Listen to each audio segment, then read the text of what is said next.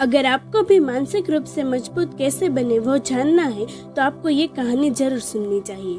गौतम बुद्ध के समय की बात है। एक नगर में एक छात्र रहता था जिसका नाम आनंद था। आनंद एक मेधावी छात्र था, लेकिन परीक्षा के समय उसका मन विचलित हो जाता था और वह अत्यधिक तनाव में आ जाता था। इसी कारण वह अपनी पूरी क्षमता का उपयोग नहीं कर पाता और उसके परिणाम भी अच्छे नहीं आते। एक दिन आनंद ने सुना कि गौतम बुद्ध उनके नगर में प्रवास कर रहे हैं। उसने सोचा कि बुद्ध से मिलकर उसे अपने तनाव और चिंता से मुक्ति मिल सकती है। वह बुद्ध के पास गया और अपने मन की बात बताई। बुद्ध ने आनंद की बात सुनी और मुस्कुराते हुए कहा, प्रिय आनंद, मैं तुम्हें एक कहानी सुनाता हूँ। बुद्ध ने कहानी कहनी शुरू कर दी।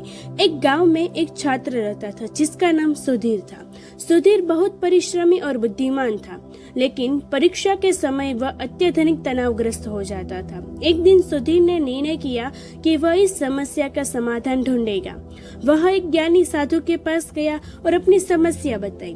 साधु ने उसे शांतिपूर्वक सुना और फिर एक कांच का गिलास और कुछ मिट्टी ली। उन्होंने गिलास को पानी से भरा, फिर उसमें मिट्टी डाल दी। गिलास का पानी गंदा हो गया। फिर साधु ने सुधीर से कहा, अब इस गिलास को शांत रखो और ध्यान दो। सुधीर ने गिलास को एक जगह रख दिया और ध्यान से देखने लगा। कुछ समय बाद मिट्टी नीचे बैठ गई और पानी फिर से साफ हो गया। साधु ने कहा, यह तुम्हारे मन का प्रतीक है। जब तुम चिंतित और तनावग्रस्त होते हो तो तुम्हारा मन गंदा पानी बन जाता है, लेकिन जब तुम अपने मन को शांत रखते हो और ध्यान करते हो तो सारी गंदगी नीचे बैठ जाती है और तुम्हारा मन साफ हो जाता है। सुधीर ने साधु की बात को समझा और नियमित रूप से ध्यान और योगा का अभ्यास करने लगा। धीरे धीरे उसका मन शांत हो गया और वह परीक्षा के समय भी स्थिर और आत्मविश्वासी रहने लगा। इसके परिणाम स्वरूप उसके परिणाम भी बेहतर होने लगे।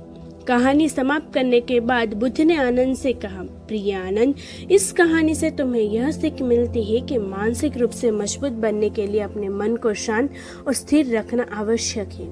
ध्यान और योगा का अभ्यास करो और अपने मन को स्थिर बनाओ। जब तुम अपने मन पर नियंत्रण पालोगे तो कोई भी परीक्षा या चुनौती तुम्हें विचलित नहीं कर पाएगी। आनंद ने बुद्ध की सलाह मानी और ध्यान और योग का नियमित अभ्यास शुरू किया। धीरे धीरे उसका मन शांत और स्थिर हो गया। परीक्षा के समय भी वह आत्मविश्वासी और स्थिर रहता और उसके परिणाम भी बेहतर होने लगे।